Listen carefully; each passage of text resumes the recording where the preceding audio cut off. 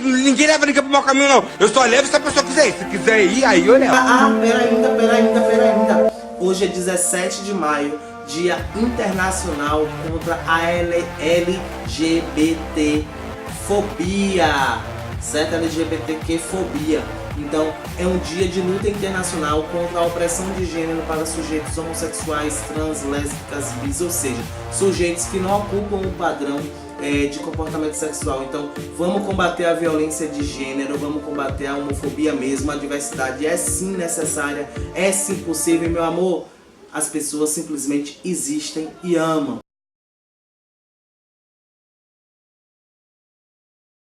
Hello guys, how are you? I'm fine.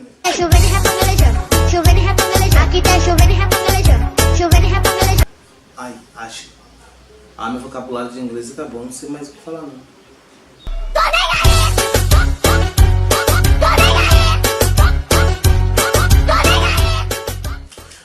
Bom dia, boa tarde, boa noite, galerinha. Seja bem-vindo mais uma vez ao Na Rede da História. E hoje a gente vai falar de coisa séria mais uma vez. Vamos fazer a resenha de um livro, mas antes de adentrar especificamente ao livro, eu queria pensar com vocês. Vocês já pararam para pensar o quanto a sociedade mudou a partir da invenção da internet? Eu não sei vocês, mas eu vi a internet nascer. Eu vi a internet se tornar popular, né? Eu nasci na década de 90. 2000 foi o ano em que a rede mundial de computadores e os próprios computadores começam a ser popularizados. Então é algo muito recente. Mas vocês já pararam para pensar o quanto a nossa cultura ou os nossos comportamentos eles foram modificados a partir dessa nossa relação com o meio digital? Nunca levei ninguém pro mau caminho. Quando eu cheguei, já tava todo mundo lá. Fato é que muita coisa mudou. Mudou nossa perspectiva de liberdade, mudou nossa perspectiva política, mudou a maneira como a gente se posiciona diante das coisas que acontecem mesmo na vida. Tudo isso mobilizou um campo de conhecimento que é próprio da comunicação, né? Que a gente chama hoje de cybercultura. Que seria essa cultura própria da era digital, própria dos meios de comunicação e da própria rede de computadores, né, que é a internet. Como é que a gente se comporta? Não é estranho a gente ouvir que movimentos impulsionaram jovens a se matar por meio de jogos de computadores, como foi o caso do Baleia Azul, né? Também não é estranho a gente pensar que jovens se organizem através das redes sociais para mobilizarem ações dentro de shoppings, como foram os rolezinhos aqui no Brasil, reivindicando e questionando uma cultura elitista que via no shopping center local privilegiado de pessoas das altas classes e não das periferias. Então foi um movimento cibernético, né? Começou nas redes sociais, começou no Facebook e chegou a alcançar as próprias ruas. Também não foi estranho como aconteceu lá no Oriente Médio, né? A Primavera Árabe, quando no Irã a população se organizou para a derrubada do Mahmoud. Mas a questão é, será que o que é? Mas a questão, o que é esse movimento cibernético? O que é esse movimento de uma cultura digital que impulsiona não apenas mecanismos de organização, né, de manifestações, de reivindicações ou de abaixo-assinados que chega cada vez mais longe e tem a assinatura de uma grande parte da população, né? Como foi possível a lei da ficha limpa através de abaixo-assinado digital. Para além dessas organizações, que outras transformações o espaço da internet, o espaço imaginado como um espaço de liberdade, que outras transformações esse espaço de liberdade ocasiona na vida dos sujeitos? Essas transformações são boas, são ruins? E como a nossa mente ela trabalha isso? Como nós temos nos posicionados? Se antes, para um caso de violência ser visibilizado, era necessário as mídias impressas, hoje, instantaneamente, nós vemos casos de violência, truculência, seja policial, seja da população em geral, seja dos políticos, seja de qualquer organização social, serem instantaneamente dispersos no meio digital. Isso é bom ou ruim? E diante dessas notícias, a população tem se posicionado, tem impresso suas opiniões, entre aspas, nos próprios mecanismos de dispersão, que são as redes sociais. Como isso tem ocupado o nosso cotidiano? Como isso afeta a nossa noção de justiça? Pois bem, é dentro desse contexto que a gente vai pensar o livro do Leonardo Sakamoto, que é jornalista, é professor de comunicação, ativista de direitos humanos e escreve para o blog UOL, que é o blog do Sakamoto, né? Além disso, é professor da PUC e professor visitante na New School. O livro dele, que versa sobre essas questões da cybercultura, mais especificamente pensando sobre como a internet afeta o cotidiano das pessoas, é O que eu aprendi sendo instigado na internet. Mas antes de entrar no livro, solta a vinheta aí, DJ, vá, Ave Maria.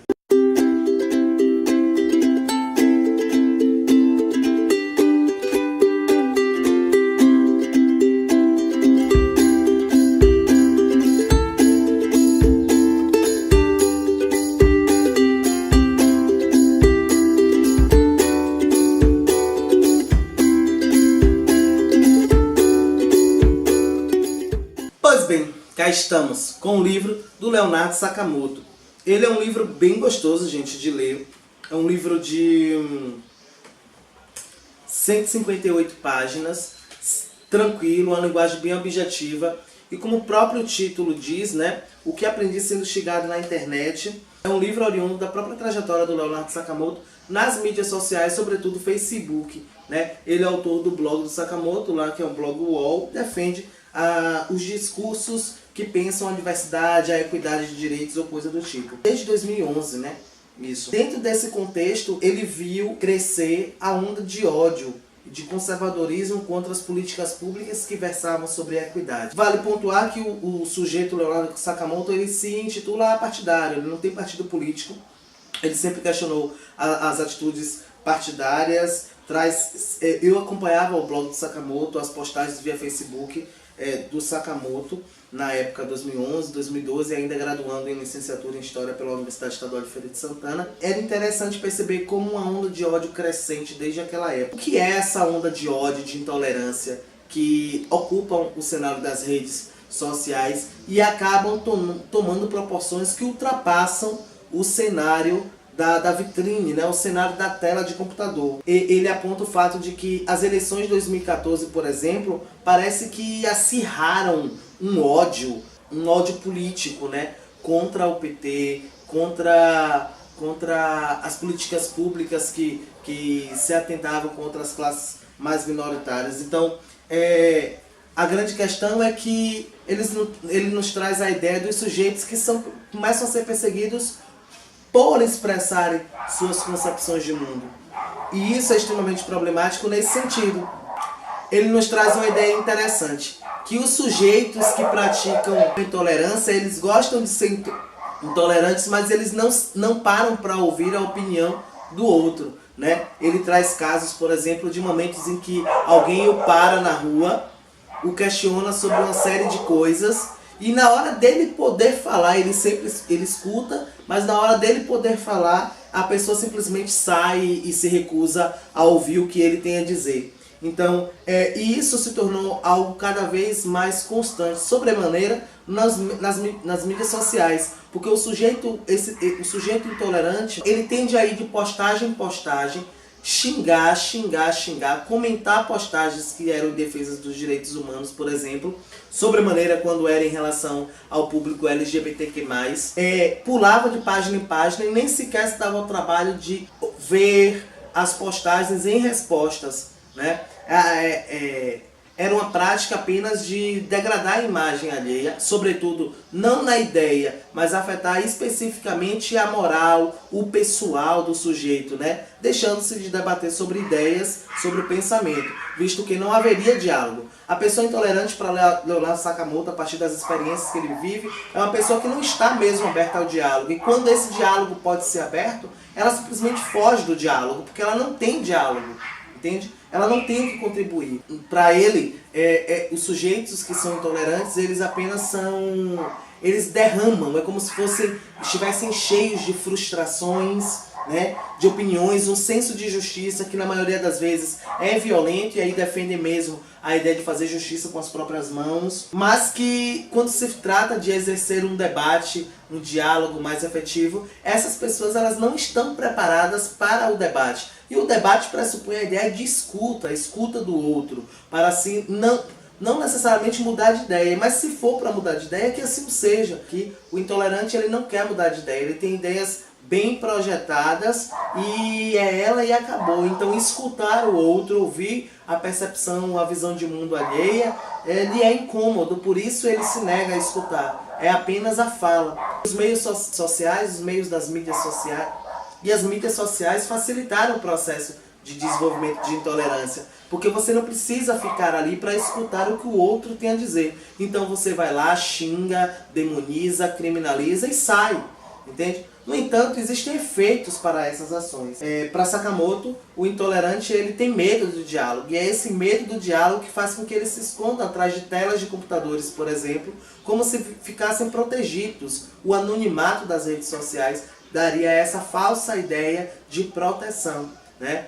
O que o sujeito que está ali, os haters, como ele fala, eles dificilmente encarariam face a face o sujeito a ser agredido, visto que ali poderia haver uma possibilidade de diálogo. E o hater, né, o intolerante, ele não quer diálogo. Uma coisa interessante que Sakamoto deixa claro é que essa fuga do diálogo promove o que a gente vai perceber. A possibilidade de diálogo, ela humaniza o sujeito. E por trás de uma tela de computador, é como os sujeitos eles não fossem humanizados, eles não sentissem, não fizessem parte de círculos sociais como eu, por exemplo, né? Então é mais fácil xingar, é mais fácil desumanizar, é mais fácil encarar como se fosse um nada, porque você está protegido atrás do anonimato de uma tela de computador.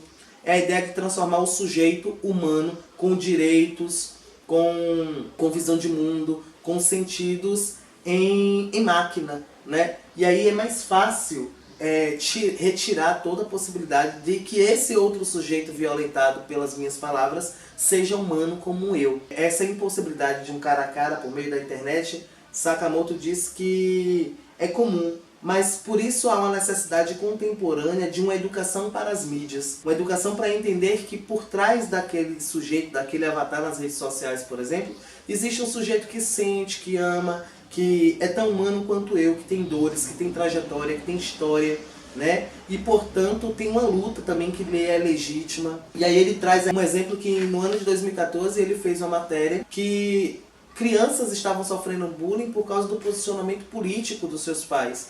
Então teria mais a ver com o fato de que apenas uma visão de mundo ela é possível e essa visão é a minha, nenhuma além dela. Só eu carrego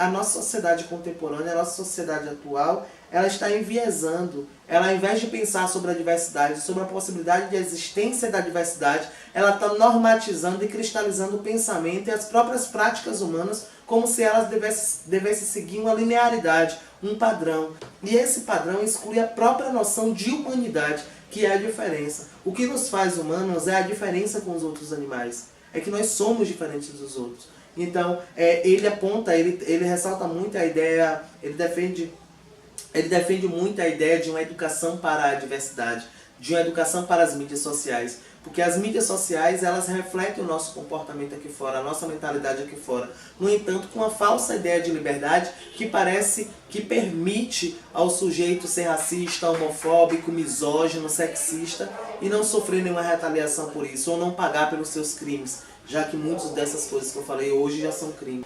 Uma coisa bem legal no livro do Sakamoto é que ele traz uma experiência que ele vivenciou quando um certo dia ele saiu à rua e do nada vários idosos começam a xingá-lo, né? E essa ideia dos idosos xingando ele começam a crescer. As etapas de agressões, principalmente nas redes sociais, vão crescendo. Primeiro os idosos o xingam, depois os idosos começam a ameaçá-lo, depois os idosos o xingam e o ameaçam, e depois começam com as redes de ódio na internet, que é o momento em que várias outras redes de ódio se apropriam do discurso violento que ele sofria para descreditar cada vez mais a imagem dele. O fato é que nesse momento havia uma notícia que foi proliferada por um jornal da região lá, não me recordo muito bem, que dizia que ele havia dito que os idosos são inúteis e precisavam ser reciclados. O fato é que essa é uma fake news, ele nunca tinha dado tal declaração, ele nunca tinha dado tal reportagem, e o jornal inclusive foi obrigado a desmentir.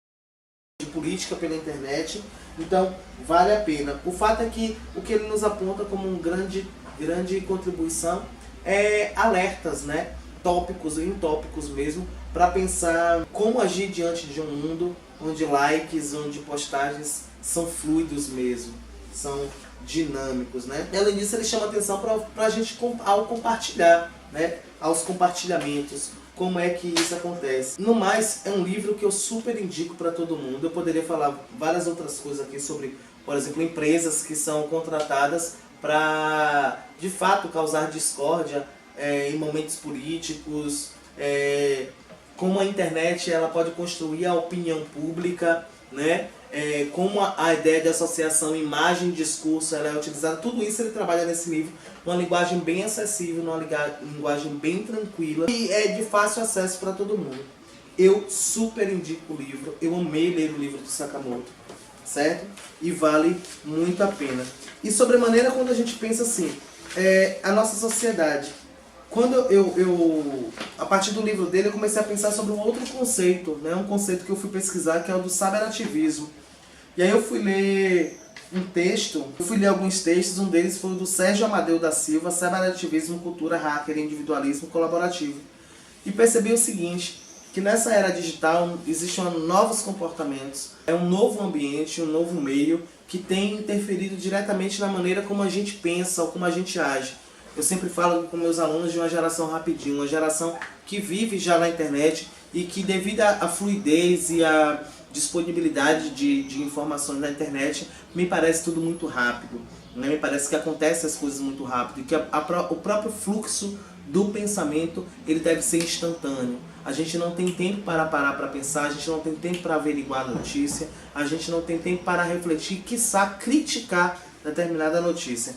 Então, o livro do Sakamoto nos alerta para isso, a esse olhar de criticidade sobre as notícias. Não é porque determinado veículo de comunicação veiculou determinada notícia que essa notícia é verdade ou está desprovida de qualquer interesse político e econômico. Entende? Se nós somos seres políticos em essência, então todas as nossas ações também são políticas. Elas são interessadas, não existe desinteresse em nada.